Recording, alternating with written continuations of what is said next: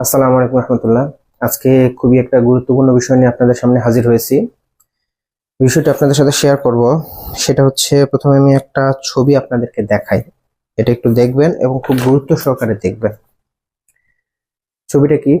এই ছবিটা হচ্ছে ফেসবুক থেকে নেওয়া। মূলত ফেসবুকে যে পোস্ট থেকে আমি এই ছবিটা নিয়েছি, সেই পোস্টে একজন উল্লেখ করছে তার 3 বছরের বাচ্চা এইরকম বাথরুমের যে বালতি আছে সেই বালতিতে পড়ে, মানে বালতির ভিতরে পানি ছিল এবং সেই পানিতে পড়ে মারা গিয়েছে। ছবিটা আসলে খুবই হৃদয় বিদারক। এটা যদিও একটা কার্টুন ছবি, হ্যাঁ, কিন্তু বাস্তবতা কিন্তু আসলেই হৃদয় বিদারক।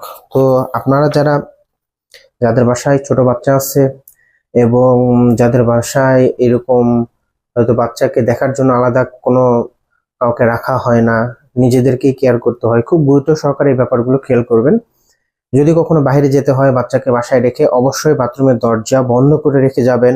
এবং শুধু তাই না, এই যে অনেক লাইটের সুইচ বা আমরা যেগুলো সকেট যেগুলো বলি, সেগুলো কিন্তু অনেক সময় নিচের দিকে থাকে। ফ্রিজের সুইচ, ফ্রিজের সকেট বলেন, বা কম্পিউটারের জন্য বা অন্য কোনো কিছুর জন্য, ওয়াশিং মেশিনের জন্য যে সুইচগুলো নিচের দিকে থাকে, পারতপক্ষে চেষ্টা করবেন টেপ দিয়ে হইলে টেপ দিয়ে সেই সুইচগুলো বন্ধ করে দেওয়ার। হ্যাঁ, কারণ অনেক সময় বাচ্চারা এরকমও হয় যে ইলেকট্রিক শক খেয়ে মারা যাচ্ছে, আপনার গুরুত্ব নাই, এবং এই ঘটনাগুলো এখন অনেক বেশি হচ্ছে। হ্যাঁ, এই জন্য এই ব্যাপারগুলো অবশ্যই খেয়াল করতে হবে।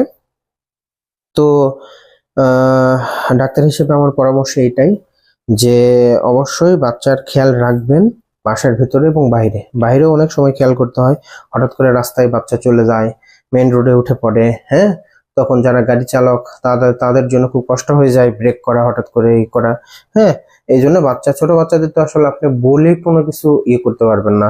ওর যা ভালো লাগে ও সেটা করবেই। হ্যাঁ, আপনাকে সবচেয়ে বেশি কেয়ারফুল হইতে হবে এই ব্যাপারগুলোতে।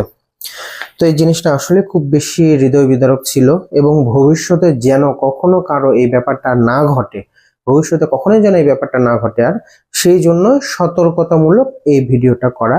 আপনারা আপনাদের হয়তো সময় নষ্ট করে যারা 2-3 মিনিট 5 মিনিটের এই ভিডিওটা দেখবেন, তারা এই ব্যাপারটা অবশ্যই গুরুত্ব দিবেন, মাথায় রাখবেন। হ্যাঁ, ছবিটা আমি আরেকবার দেখাই। এই যে এটা হচ্ছে ছবি। হুম আহ যদিও এটা একটা কার্টুন ছবি, কিন্তু বাস্তবতা এটাই যে এইরকম ভাবেও বাচ্চা মারা যায়। হ্যাঁ, শুধু এইরকম না, অনেক ক্ষেত্রে এমনও হয় যে বাসায় অনেক সময় বালিশ বা কোল বালিশ থাকে, যেগুলোতে বেশি তুলা থাকে, যেগুলো একটু বেশি ভারী হয়, অনেক সময় এগুলো বাচ্চার উপরে গিয়েও বাচ্চা মারা যায়। হ্যাঁ,